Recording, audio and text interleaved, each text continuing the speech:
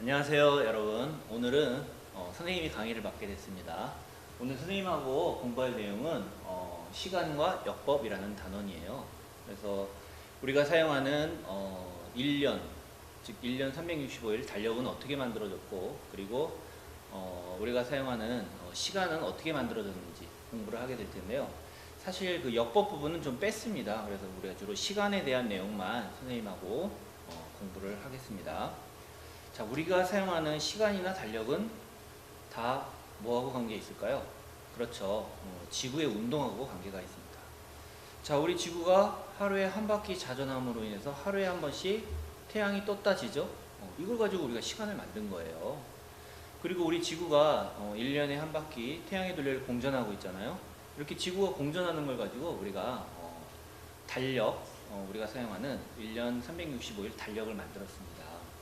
자, 그러면 우리가 지구가 자전하고 공전을 하는데 시간이 얼마나 걸리는지 이런 걸 우리가 한번 공부를 해봐야 될 텐데, 아까 말씀드린 것처럼 역법은 빼니까 우리 1년은 빼고요. 하루에 대한 정의를 한번 해볼게요. 우리 다 알다시피 지구가 하루에 한 바퀴 자전한다는 걸 알고 있죠. 그런데 우리가 이 한 바퀴를 무엇을 기준으로 하느냐에 따라 조금 다를 수 있어요. 예를 들어서 태양을 기준으로 한다면 지구가 이렇게 지금 현재 지금 이 지점에서 태양을 바라봤을 때, 즉 태양이 남중에 있는 상태입니다. 하루가 지나면 지구가 한 바퀴 이렇게 자전을 하겠죠. 자전하고 나서 다시 태양이 남중하게 될 때는 지구가 이 위치에 있는 게 아니라 하루 동안에 약간 움직여요. 얼마나 움직일까요?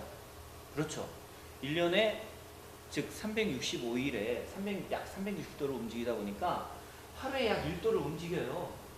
그래서 다시 한번 태양을 남중을 시키려면은 360도를 자전하고 약 1도 정도를 더 돌아야 되는 겁니다.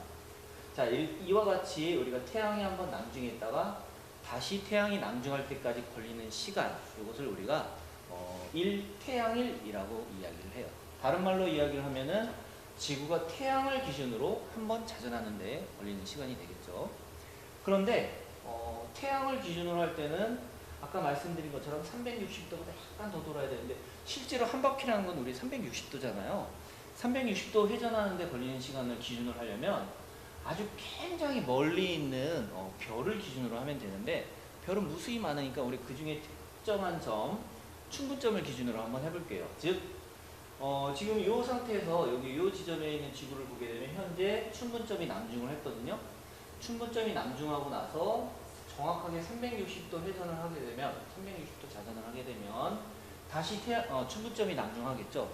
이렇게 정확하게 360도 자전하는데 걸리는 시간, 즉 충분점을 기준으로 한번 충분점이 남중한 다음에 다시 남중할 때까지 걸리는 시간을 우리가 항성일이라고 해요. 즉 우리는 지구가 자전하는 한 바퀴를 태양으로 기준으로 하느냐 아니면 항성을 기준으로 하느냐에 따라서 그 길이가 조금 달라지겠죠. 자, 태양일과 항성일 중에 누가 더 긴가요? 그렇죠? 선생님이 대답은 안 할게요. 여러분들 다 알고 있을 거라고 생각합니다. 자, 그럼 이제 우리 본격적으로 시간에 대한 공부를 해보도록 할게요. 자, 우리가 사용하는 시간은 태양을 기준으로 한 시간을 사용하고 있습니다. 그래서 태양을 기준으로 한 시간을 우리가 태양시라고 하는데, 태양시는 우리 방금 공부한 태양일이 기준이에요. 그래서 1태양일을 24로 나눈 걸 갖다가 우리가 1태양시라고 하는데, 태양일이 뭔지 기억나시죠? 태양일은 태양이 관측 지점에 남중한 다음에 다시 남중할 때까지 걸린 시간을 1태양일이라고 한다고 했습니다. 이걸 24로 나눈 거예요. 그런데 시간을 정할 때 태양이 남중할 때의 시간을 우리가 낮 12시 정오로 정했습니다. 우리가 정한 거예요, 이렇게. 자, 우리가 일상생활을 하다 보면 항상 태양이 정오 무렵에 남중을 하잖아요. 우리가 그렇게 태양시를 정의를 한 거예요. 그래서 태양시는 이런 공식으로 나타낼 수가 있어요. 태양의 시간각 더하기 12시다. 시간각? 시간각이 뭐죠? 시간각 아직 안 배웠죠? 우리 시간각은 어떤 한 천체가 남중한 후에 경과한 그 시간을 우리가 시간각이라고 합니다. 어떤 천체의 시간각이라고 해요. 예를 들어서 태양이 남중했다면 태양의 시간각은 0시가 되는 거예요. 태양이 남중하고 1시간이 지났다면 태양의 시간각이 1시간이 되는 거죠. 이때 태양시는 얼마가 될까요? 12 더하기 1 하니까 13시가 되겠죠. 이런 식으로 시간을 우리가 정의를 합니다. 그런데 한 가지 문제가 있어요. 어떤 문제가 있냐면 태양이 남중했다가 다시 남중할 때 걸리는 시간이 매일매일 조금씩 차이가 나는 거예요. 그건 왜 그런지 조금 이따 자세히 설명을 할 텐데, 자, 그래서 실제 태양이 남중했다가 다시 남중할 때 걸리는 시간을 특별히 우리가 시태양시, 우리 눈에 보이는 태양이다 그래서 시태양시라고 하는데, 시태양시는 일정하지 않다는 거죠. 왜 일정하지 않냐면 그 이유를 간단하게 일단 말씀을 드리자면, 지구의 공전 궤도가 원의 궤도가 아니라 타원의 궤도이고, 그리고 지구의 자전축이 약 23.5도 경사져 있기 때문인데, 정량적인 이야기는 조금 이따가 할게요. 그러면 태양일이 매일매일 달라진다는 얘기잖아요. 태양일이 매일매일 달라지다 보니까 시간이 매일매일 바뀌어요. 그럼 될까요? 안 되겠죠. 그래서 우리가 시간을 정의하기 위해서 평균 태양이라는 걸 만들었어요. 평균 태양은 지구의 적도를 일정한 속도로 도는 그런 가상의 태양. 실제로는 태양이 지구를 도는 게 아니라 지구가 태양의 둘레를 공전하는 거지만, 우리가 그냥 가상으로 태양이 지구의 둘레를 이렇게 공전한다라고 생각을 하고, 그 공전 속도가 일정한 그런 가상의 태양을 평균 태양이라고 정의를 했어요.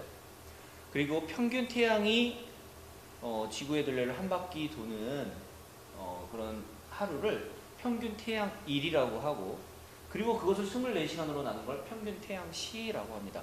우리가 현재 일상생활에서 사용하는 시간은 평균 태양시예요. 그렇지 않다면 매일매일 시간이 달라질 테니까 문제가 생기겠죠. 우리는 현재 이렇게 가상의 태양인 평균 태양을 이용해서 평균 태양시를 사용하고 있다라는 얘기입니다. 자, 그럼 이제 본격적으로 평균 태양시와 시태양시는 이제 일치하지 않겠죠. 왜 일치하지 않는지 구체적으로 이야기를 해보면, 아까 언뜻 말씀드린 것처럼 바로 지구가 태양의 둘레를 공전하는 궤도가 원의 궤도가 아니라 타원의 궤도 때문이에요. 나중에 케플러 법칙 자세하게 배우겠지만, 그래서 근일점 무렵에서는 공전 속도가 어때요? 굉장히 빠르죠. 그리고 원일점 무렵에서는 공전 속도가 느려요. 이런 1년 동안의 공전 속도 차이가 있으니까, 우리가 태양으로 이야기를 한다면 평균 태양은 항상 공전 속도가 일정하다고 가정을 했으니까 평균 태양의 속도는 일정하지만, 그 시태양, 진짜 태양이에요. 실제 태양이 공전하는 속도가 하지에서는 느리고 그리고 동지에서 빠르기 때문에 그 차이가 생겨나게 된다는 이야기입니다. 자, 그리고 또 다른 이유는 바로 지구의 자전축이 약 23.5도 기울어져 있어서, 다시 말하면 적도와 황도가 약 23.5도 이렇게 기울어져 있어서 평균 태양이 진행하는 경로와 그다음에 시태양이 진행하는 경로가 차이가 생기기 때문입니다. 둘이 같은 방향으로 움직인다면 괜찮겠지만, 이 약 23.5도 기울어져 있기 때문에, 경사가 져 있기 때문에 시태양의 경로가 때로는 평균 태양보다 이렇게 길기도 하고, 그다음에 때로는 이렇게 짧기도 하고, 이런 차이가 1년 동안 나타나게 되는 거죠. 자, 이와 같이 시태양시와 평균 태양시가 차이가 나게 되는데, 이 차이를 우리는 균시차라고 합니다. 균시차는 시태양시 빼기 평균 태양시로 정의를 하고요. 만약에 균시차가 플러스라는 말은 시태양이 먼저 남중한다는 얘기가 되겠죠. 그리고 균시차가 마이너스라는 말은 평균 태양이 더 이제 먼저 남중한다라고 생각할 수 있는데, 이것을 알려주는 그래프예요. 지금 여러 가지 그래프가 같이 나타나서 보기가 좀 안 좋은데, 먼저 타원궤도 효과만 선생님이 색깔을 칠했습니다. 타원궤도 효과를 보시게 되면, 타원궤도 효과만 본다면 지구의 공전궤도가 타원이다 보니까 근일점에서는 공전 속도가 빠르겠죠. 그리고 원일점에서는 공전 속도가 느리겠죠. 근일점을 지나는 날이 1년 중 언제냐면 약 1월 3일경이에요. 여기 3.1이라고 된 게 1월 3일입니다. 미국식 표현이에요. 미국. 외국 자료라서 그래요. 여기 3월 21일이 언제예요? 충분날입니다. 6월 21일 하진날이에요. 여기 날짜를 참고로 보시면 될 것 같아요. 그래서 근일점과 그리고 원일점, 여기가 원일점을 지날 텐데, 원일점 지나는 날은 약 7월 4일경. 근일점과 원일점을 기준으로 근일점에서 원일점까지 가는 동안에는 균시자가 마이너스로 나타나게 되고요. 그 다음에 원일점에서 분일점으로 다시 돌아오는 동안에는 균시차가 플러스로 이렇게 나타나게 됩니다. 자, 다음으로 자전축의 경사 효과를 보게 되면 지구의 자전축이 약 23.5도 기울어져 있기 때문에 적도와 황도가 23.5도 기울어졌다라고 알고 있죠. 두 점에서 만난다고 했어요. 어디와 어디서 만나죠? 춘분점과 추분점. 바로 요 점이 춘분점, 그리고 바로 요 점이 추분점입니다. 그리고 가장 멀리 떨어진 두 지점이 있다고 그랬죠? 여기가 하지점, 그리고 여기가 동지점이에요.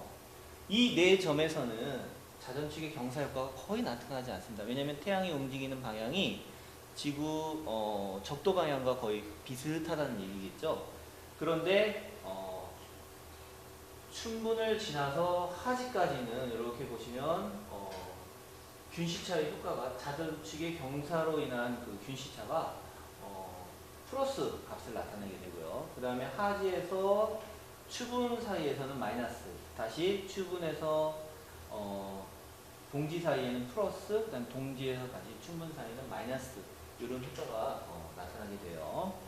이 두 효과를 합치게 되면 이렇게 녹색의 균시차로 나타나게 되는데 이 두 효과를 합쳐보면 균시차는 가장 그 마이너스 약 15분 정도에서 플러스 약 17분, 여기 분입니다. 이쪽은 시간으로 나타낸 거예요. 0.3 시간으로 나타낸 거예요. 분으로 보자면 약 마이너스 15분에서 플러스 17분 정도, 이 정도의 균시차가 나타나게 돼요. 우리가 일상생활에서 그냥 시계를 사용할 때는 큰 문제가 없는데 여러분들 혹시 해시계라고 알아요? 아시죠? 태양의 위치로 시간을 나타내는 해시계. 우리나라에서 만든 앙부일고라는 해시계도 있죠.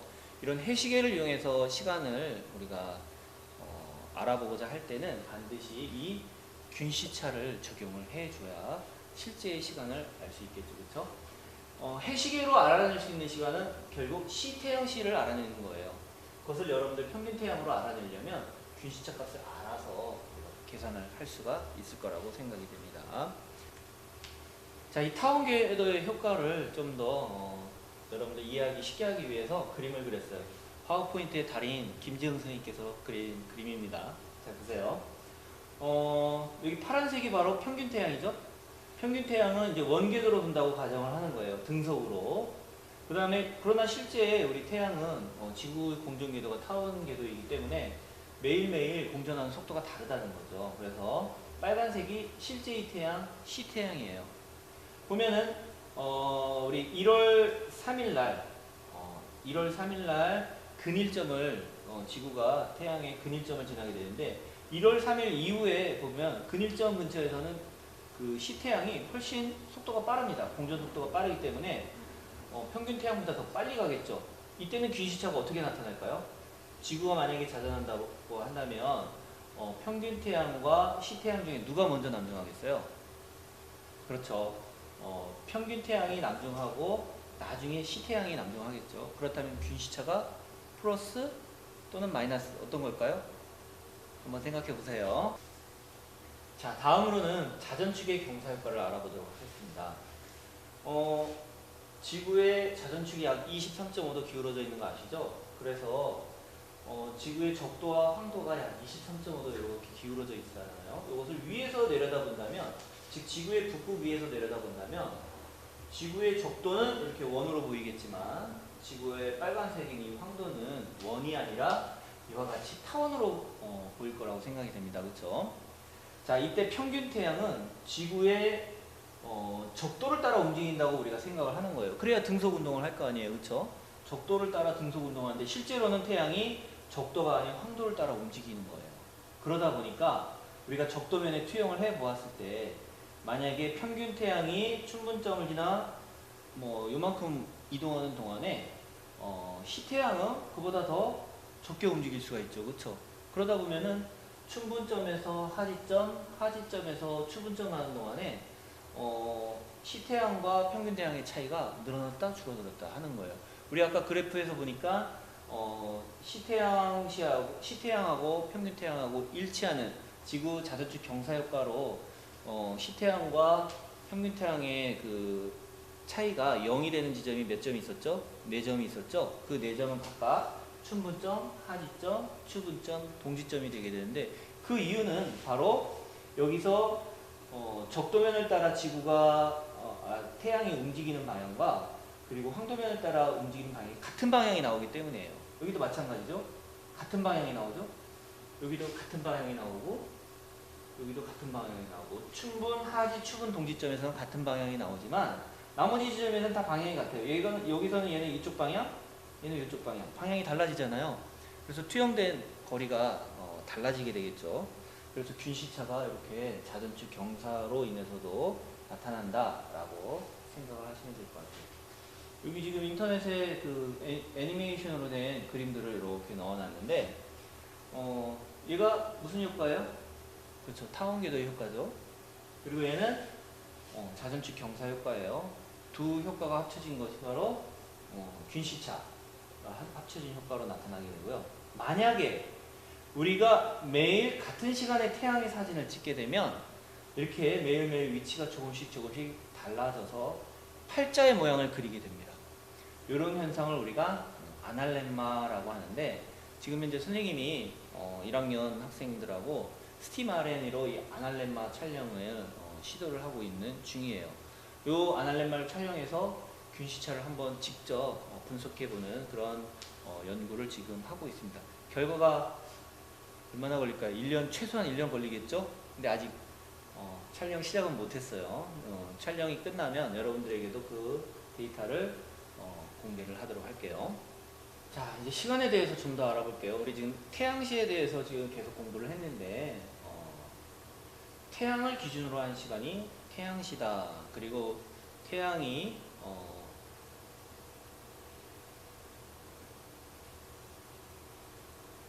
자, 우리가 시간에 대해서 공부를 했는데요. 실제적으로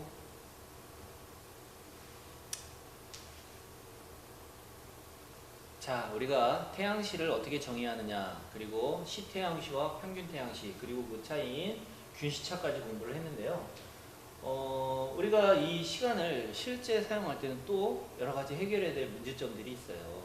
그래서 시간의 정의가 굉장히 여러 가지가 있는데 여러분들 이거 다 기억을 하셔야 됩니다. 먼저 지방시라는 것이 있어요. 지방시는 바로 말 그대로 그 지방의 시간을 이야기해요. 그래서 그 지방의 어느 지역에 어느 한 지점에 태양이 남중했을 때를 정오, 낮 12시로 정의를 합니다. 그런데 지구가 둥글잖아요. 지구가 자전을 할 때 지점마다 태양이 남중하는 시간은 다 달라요. 좀 더 정확하게 이야기하면 경도에 따라서 태양이 남중하는 시간이 다 달라지겠죠. 그러면 지방시는 지방마다 시간이 달라요. 더 정확하게 얘기하게 되면 경도에 따라서 시간이 달라지게 된다는 거죠. 일상생활에서 경도에 따라 시간이 달라지면 매우 불편하겠죠. 그래서 우리가 시간을 이렇게 각 지방의 시간으로 하지 않고 우리 지구의 경도 360도, 동경 180도, 서경 180도까지 있는데 이것을 1시간 단위, 즉 15도 단위로 나눴습니다. 그래서 예를 들면 동쪽으로 경도 0도와 동경 15도 사이는 같은 시간을 사용하는 거예요. 그리고 동경 15도와 30도 사이는 또 같은 시간을 사용하는 거죠. 이렇게 15도 간격으로 묶은 시간을 우리가 표준시라고 이야기를 해요. 이렇게 묶으면 시간은 다르지만 분 단위는 항상 같아지게 되겠죠. 그래서 우리가 지금 현재는 이런 표준시를 사용을 하고 있습니다. 그러면 경도에 따라 시간이 다 다르네요. 미국에 있는 사람하고 일할 때는 야, 너희 시간으로는 몇 시니? 우리 시간으로는 몇 시야? 이렇게 이야기하려면 매우 불편해요. 그래서 전 세계 사람이 표준으로 사용할 수 있는 시간을 세계시라고 이렇게 정의를 했는데 세계시는 우리 경도를 나누는 기준인 영국의 그린위치 천문대의 표준시를 우리가 세계시로 정의를 합니다. 그래서 영국의 그린위치 천문대에 태양이 딱 남중했을 때가 세계시로 0시가 되는 거예요. 그러면 영국의 그린위치 천문대보다 동쪽에 있는 지점을 우리가 경도로 동경이라고 하고 그 다음에 서쪽에 있는 지점을 경도로 서경이라고 하는데 동경으로 경도를 사용하는 지점은 영국의 그린위치 천문대보다 시간이 더 빨라지게 돼요. 자, 그래서 이렇게 지방시와 표준시와 세계시에 대해서 선생님이 간단하게 설명을 해드렸는데 여기 지금 같은 표준시 되는 지점을 세계지도에서 이렇게 나눠놓은 모습이에요. 우리나라는 동경 약 135도를 기준으로 한 시간을 사용하고 있죠. 동경 135도는 일본 부근이에요. 일본. 그래서 일본하고 우리나라는 같은 시간권에 사용하고 있습니다. 우리가 일본 여행 갈 때는 시계를 고칠 필요 없어요. 그런데 중국은 우리나라보다 1시간 느려요. 그래서 중국에 여행 갈 때는 우리가 오전 9시다. 그러면 중국은 오전 8시가 되겠죠. 이렇게 1시간의 시차가 발생을 하게 됩니다. 원래는 15도 간격으로 나눠야 되는데 그런데 같은 문화권인데 다른 시간을 사용하면 불편하잖아요. 더군다나 이 중국 같은 나라는 굉장히 그 옆으로 넓은 나라임에도 불구하고 중화 사상에 의해서 중국 전체가 그냥 같은 시간을 사용하고 있어요. 그래서 중국이 땅덩어리가 넓으니까 중국의 어느 지점은 굉장히 해 뜨는 시간이 빨라지게 되고 그 다음에 어느 지점은 굉장히 늦어지게 되고 그런 걸 감안해서 생활을 해야 되겠죠. 미국 같은 경우는 시간을 나눴습니다. 미국 옆으로 굉장히 땅이 크잖아요. 그래서 미국은 대표적으로 중부시간 그리고 동부시간 그리고 서부시간 이렇게 크게 물론 더 자세하게 있습니다만 크게 이 세 가지 시간을 사용하고 있고요. 미국에 있는 사람들끼리 어떤 시간 약속을 할 때는 동부 시간으로 몇 시다 또는 서부 시간으로 몇 시다 아니면 태평양 대서양이어서 동부 시간은 대서양 시간 그리고 서부 시간은 태평양 시간으로 표현하기도 해요. 그래서 퍼시픽 타임으로 뭐 몇 시 이런 식으로 표현을 하기도 합니다. 자, 우리나라의 표준시는 우리 서울이 동경 126도 58분에 위치하고 있어서 조선시대에는 동경 120도를 표준시로 사용을 했어요. 그런데 1910년에 갑자기 11시를 12시로 1시간 빨리 바꾸면서 동경 135도를 표준 자오선으로 설정을 해서 사용을 하고 있습니다. 자, 그래서 여러분들 우리 경도에 따라서 시간이 많이 달라지게 되고 또 균시차에 따라서 또 시간이 달라지기도 하는데 이런 거 계산은 수업 시간에 해보도록 하고요. 여러분들 내년에 미국 가시죠?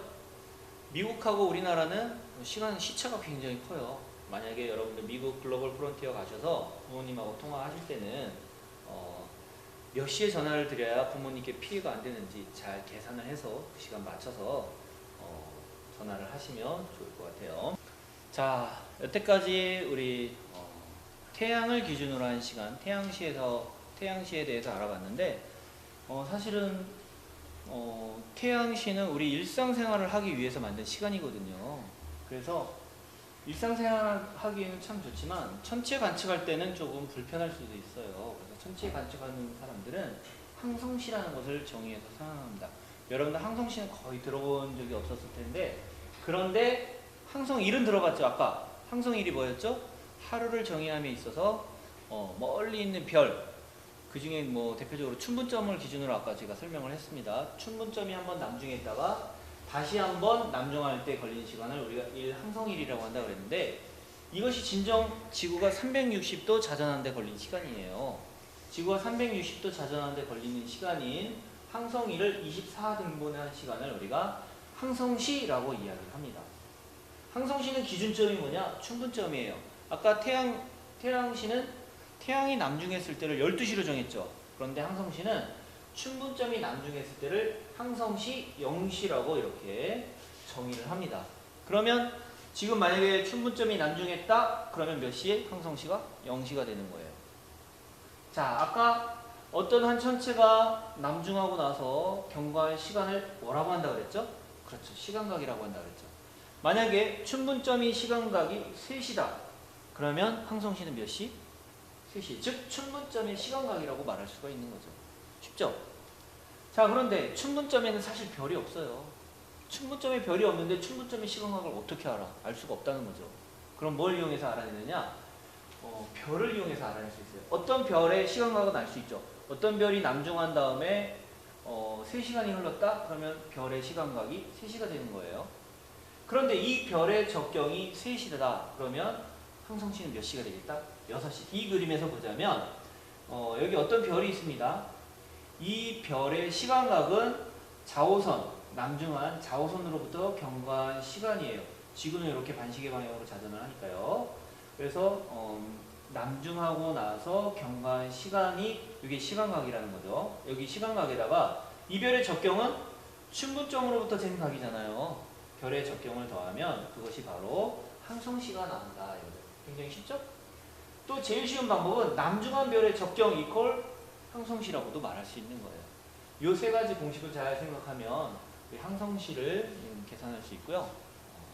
그런데 우리 춘분점이 남중하는 시간도 지방마다 다 다르겠죠. 정확히 얘기하면 경도마다 다르겠죠. 우리 태양시하고 마찬가지예요. 자, 그래서 어떤 관측자의 위치에 따라 춘분점이 남중하는 시각이 다르기 때문에 어느 지방마다 항성시가 다 달라지게 되는 거예요. 경도에 따라서. 그래서 어느 지방에서 측정한 항성시를 우리는 지방항성시라고 정의를 해요. 우리 태양시에서는 그냥 지방시라고 이야기를 하고 항성시에서는 지방항성시 이렇게 이야기를 하는 겁니다. 자, 그러면 거기 나와 있는 질문들 여러분들 수업 시간에 선생님하고 같이 풀어보면 될 것 같고요. 항성시 구하는 문제 약간 헷갈릴 수 있으니까 연습 문제 많이 풀면서 같이 공부해 보도록 할게요. 선생님 수업은 오늘 여기까지 하도록 하겠습니다. 감사합니다.